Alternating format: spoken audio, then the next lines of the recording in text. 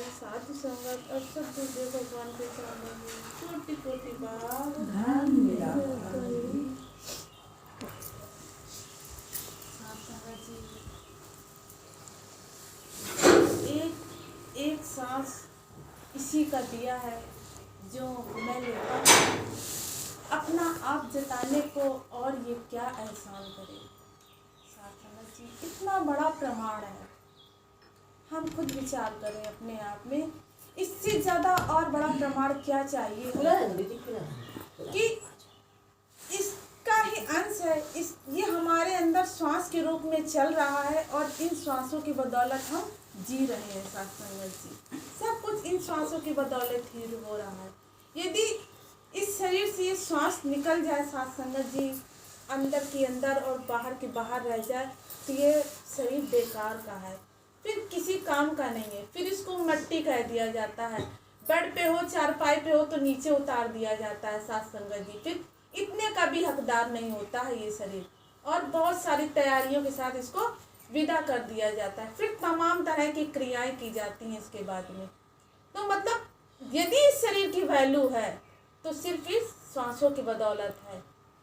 परमात्मा की ही बदौलत ये शरीर चल रहा है संगत जी, और इसकी कीमत उससे पूछी जो एक श्वास को तड़प रहा है संगत जी, और नहीं मिलती जब तो ये शरीर छोड़ के चला जाता है। और संगत जी कितनी मुश्किल घड़ी होती होगी वो, कितनी मुश्किल घड़ी होती, बहुत मुश्किल घड़ी होती है संगत जी वो, जिस समय इस शरीर से श्वास जाती है। जब ये शरीर छूटता है संगत जी, हम विचार करते हैं, हमें लगता है वाकई में बहुत मुश्किल घड़ी होती होगी वो। मेरी तो सोच के भी संगत जी रूह कांप जाती है कि कैसी घड़ी होती है वो, क्योंकि इसमें हम सालों से रह रहे हैं, जाने कब से संगत जी शरीर में हम रह रहे हैं, और जब ये छूटता है तो बहुत तकलीफ होती है संगत जी। क्योंकि हम किराए के घर में रहते हैं संगत जी, हम अपनी ही बात करते हैं, जब उसको छोड़ना पड़ता है संगत जी तो बहुत बुरा लगता है, अच्छा नहीं लगता है तब। तो संगत जी जो ये शरीर है हमारा, जब इससे सांस छूटती है संगत जी, तब कैसी घड़ी, बहुत मुश्किल घड़ी होती, इससे ज़्यादा मुश्किल घड़ी, इससे ज़्यादा तकलीफ दुख दर्द की घड़ी हो नहीं सकती संगत जी। लोग भी रोते हैं और हम खुद स्वयं भी बहुत रोते हैं, क्योंकि हम अपनों को छोड़ नहीं पाते हैं, इनको छोड़ना नहीं चाहते, बस इन्हीं में लिप्त रहना चाहते हैं, और सोचते हैं उस समय बहुत कुछ पिक्चर चलती है कि काश ऐसा कर लिया होता, काश वैसा कर लिया होता, इनको बच्चे कैसे रहेंगे, तो ये कैसे होगा, तो वो कैसे होगा। संगत जी इतना कठिन समय, इतना मुश्किल का समय होता है वो।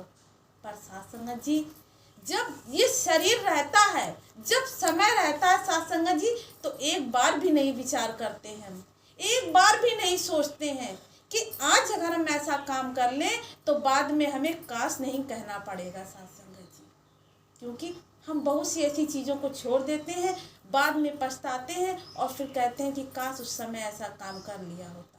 तो कहते हैं कि समय बार बार नहीं आता है, अब जो समय है ये बार बार नहीं आएगा संगत जी।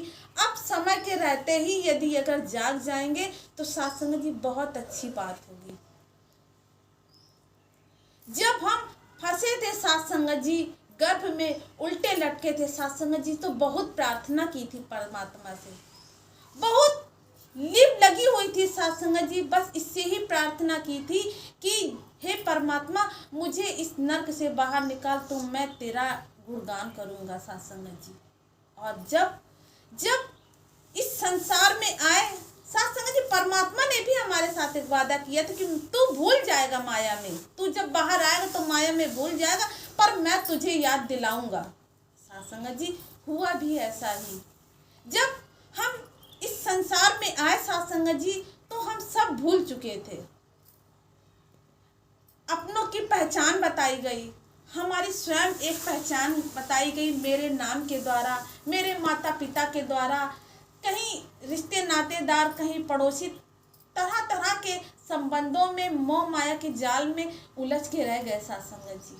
पर एक समय ऐसा भी आता है जब सद्गुरु हमें मिलता है और हमें पहचान बताता है संगत जी। यदि हम इस बात को समझ लेते हैं साथ संगत जी और जाग जाते हैं तो साथ संगत जी हमारा वादा पूरा हो जाता है। पर जब ना समझी करते हैं, नादानी करते हैं और साथ संगत जी उस बात को ऐसे ही हल्के में लेके छोड़ देते हैं साथ संगत जी, तो हमारा वादा पूरा नहीं होता है साथ संगत जी। हम फिर इसी संसार में उलझ के रह जाते हैं और हमारा अगला जन्म भी यूं ही चला जाता है और एक नया